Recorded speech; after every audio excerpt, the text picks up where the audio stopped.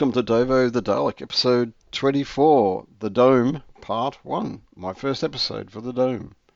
If this episode's your first contact with the channel, I just do a quick recap. So I've built the base and the fender, as it's called, the skirt, the arm and the gun, and the shoulder section and the ring section, and now I'm up to the dome. In Dalek anatomy, the dome is known as the dome because it's a dome, and that's what I'll be building.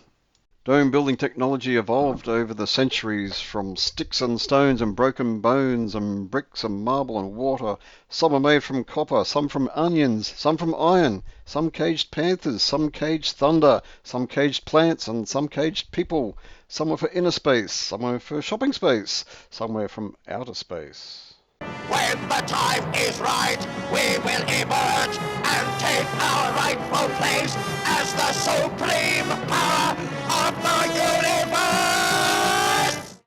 I'm not going to lie, that gave me a chill just editing the video. It's no accident that I haven't started building the dome until so late in the project. That's because I hate fiberglass. I always break out into a rash when I work with it, and I've been putting it off. When building the dome from scratch, you've got to make the mould first, and to make the mould first you've got to make a pattern using a plaster and a former that you move around it in a circular motion to form the shape of the dome itself. Then after you got the pattern, you need to make your own mould by fibreglassing over the pattern. But thankfully I encountered a guy called Glenn who had a mould already built that he was finished with. And he gave it to me on proviso that I hand it on when I'm done with it to other Dalek builders.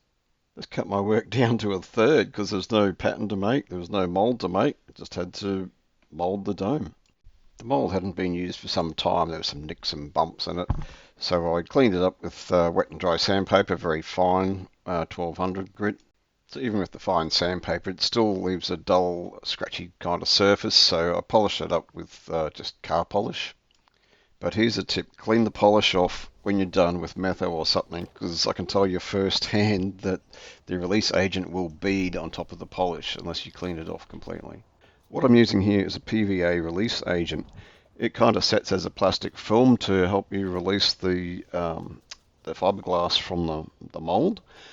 Now it's very different from PVA glue. I had to look this up myself because this is polyvinyl alcohol. And it's obviously a release agent, and polyvinyl acetate is the wood white glue that we're probably familiar with. This release agent will run, it will sag, it will do all those things, and that's why you've got to keep the layers thin to prevent all of that. I went for 3 layers because I don't really mind if I get some blemishes show up in my moulded item, because I'll be using a thick primer and painting it, so it doesn't really matter that much to me. Okay, folks, here's a tip for you. When you're fiberglassing, you want to be very precise in your measurements for your ratio between your resin and your hardener. So you can buy measuring cups specifically to measure out your stuff, but well, 1, I'm cheap, and 2, I don't want to get stuck with stuff I'm not going to use again, like specific tools or supplies, and I'm not going to fiberglass again. I don't like it. I actually break out into a rash when I work with fiberglass, so it's cheaper than carbon fiber, which was the other option, and probably a bit easier to work with. But anyway, I digress. So I make my own measuring cups. Just get a standard kitchen type measuring cup with water, measure out 100 mils at a time, mark it on the thing. I won't be using this particular cup, but I'll stick it next to a cup, mark what I want on resin. That saves a bit of dough on supplies then. Sorry I didn't capture the process of laying down the fiberglass and the layers and all that sort of stuff, but I've captured the progress here in still shots. For the fiberglass itself, I decided on 3 layers, and the first layer is going to be chopped, and the second layer is a combination of chopped and matte. So I bought a strip of woven matte fiberglass, which I'm putting around the perimeter to reinforce that section. And I've got a bit left over, so I'm putting a strip across the top of the dome just for the hell of it, and filling in any gaps in the second layer with more chopped matte. And then I'll do a third layer of just chopped matte.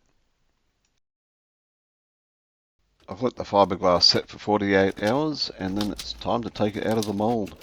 Here I am prying it out with automotive trim removal tools, just the plastic sort of tools. I'm using the hook one in particular to get it down in between the fiberglass and the mould there, and sort of leaving it around and working around the rim. It gets to the point where we have to bring out the big guns, in this case a soft-headed hammer.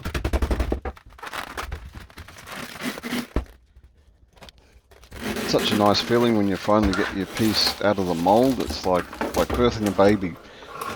The afterbirth everywhere is the PVA mould release, which sets into a plastic film.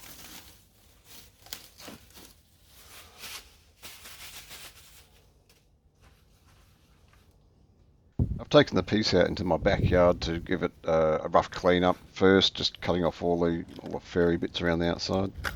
This way I don't leave bits of fiberglass all around my workshop. I hate fiberglass. Did I tell you that? Here's a closer look at the fiberglass. You can see here got the woven mesh strip running up the middle there. Oh, maybe you can't, it's out of focus. Okay, you can see here got the woven mesh strip running up and over the top there, and the chopped cloth is everywhere else. You can see got some air bubbles here where I have not pressed that out well enough. It's not too much of a drama here. There's a big one there. Not too much of a problem because this is not really a load-bearing item in any way. It's mostly ornamental. But I have a nasty one here where I have not put enough resin in there. That's pretty bad. Maybe that's where I've cut out the eye hole to compensate for that and remove it altogether. But I'm pretty happy with it overall. There's another dry spot there. But this is all underneath the surface too, so I've got a thin layer of just resin that I poured before, or not poured, painted I guess, before putting the glass in. But when I put the glass in, it was too dry. Not sure if you can pick it up. It's a little ripply in places where the PVA mould release has had ripples in it itself. That's why you got to keep it thin. But look, that will come out all right. I intend to spray it with high wall primer and sand it back anyway, so I'm not bothered at all. It's not been a problem for me to not use the gel coat layer as most people do. Yeah, so I'm pretty happy with it. Just got to trim that thing off and tidy it up now. I tried trimming it up with a Dremel at first, but it really wasn't up to the task, so I had to bring out the big guns, this time a grinder with a cutting wheel.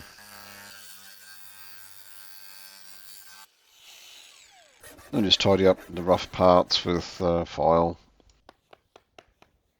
Something I really had to overthink was what wood to use in the platform of the dome, inside the dome. So there's really only two options. One is plywood, the other is MDF. So this piece of MDF I have here is cut out of the inner rings, the top ring. I'm going to go with that because I do have plywood I could use alternatively, but it is got a bowed, or just bring it in. See, there's a little bit of bow in there. I just think, nah, that's just too unstable. I don't want a wonky dome as it rotates, and I suspect, if it takes steps to try and stabilize that, it's going to end up wonky again anyway. So I'm going with MDF. It'll have a smoother surface because I'm going to use sort of rubber rollers for this this will sit on and rotate. I do have to shape this, maybe cut it down, not quite sure yet, to go inside the dome. So that's my next step, and I'm going to choose a different method of cutting it out too. I have to cut down this offcut to fit inside the dome, so it sits basically on the ledge where this angle changes in the dome. I hope you can see that. So to do that, I've got a 45-degree chamfer bit, which I used for the same angle I used for the rings. So I'll use that around here. It'll fit in fit in better, but it's not the exact angle, but it should work well enough. Now the platform top has to sit right on top of that angle because the eye mount sits on top of that.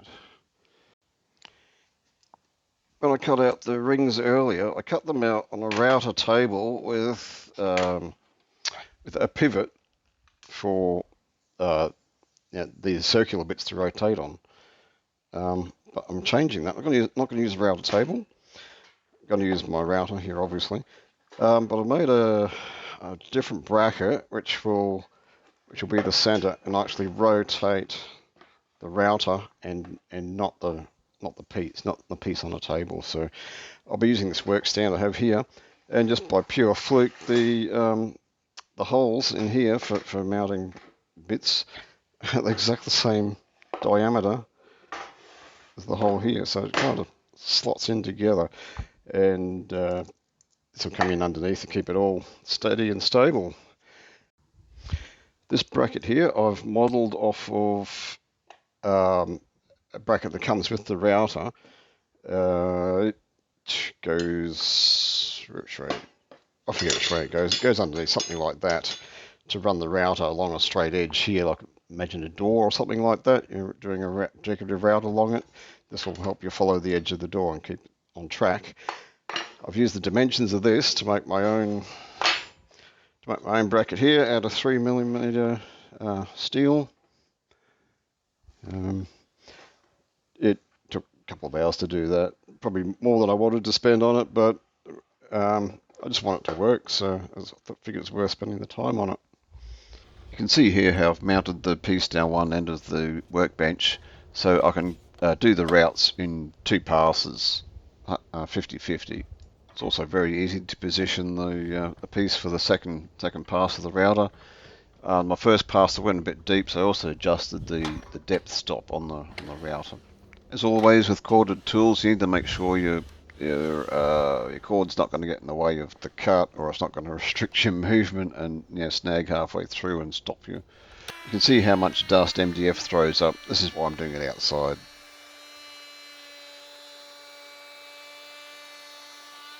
Overall, I think I preferred this method of rotating the router around the piece rather than rotating the piece on a routing table. Just doing a bit more of an inspection inside the mould. Now I've tidied it up. You can see here it's delaminated between the layers of fiberglass pretty badly because I've got the tool in between them. I'm trying to get this out of the mould, and made it much worse. But just generally, there's other places where the edge is delaminated. Now you might have noticed when I was doing the mould, there was lots of feathered edges pointing straight up. So I figured if I laid it all down over the mould, it would have been so much harder to release it from the mould. And I think I was right for that reason, to start pointing it straight up rather than folding it over and laying it down on that edge. There you go, it's better. Good focus there. It just kind of dawned on me that because I have not used any gel coat, it's translucent, you can see through it, so I have some advantages to that. Stick that in there.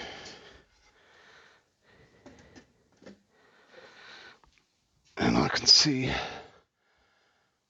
where I sit against this angle. You probably can't in the camera, but I certainly can in real life. I can see where the platform sits in relationship with the that change in angle on the dome. Make sure it's sitting in the right spot. This is my wife's manual pottery wheel, which I've used several times during this project, and it's come in so handy. So I'll just line that up in the center. There we go.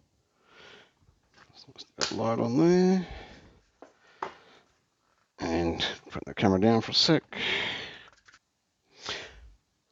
Okay, so I can check my alignment now everywhere. So of course I've got the height here, but that can vary. I've not finished that evenly everywhere. Some it's a bit thicker than others, but anyway. So what I can see through this thing to check my alignment with the platform inside. I can make sure the thing is centered. And this is all stuff I could not do if it was gel coated. Anyway, that's it for this episode. Thanks for watching, and stay tuned for the next episode. This is my journey to live the dream. Come along with me on my build journey down the wormhole.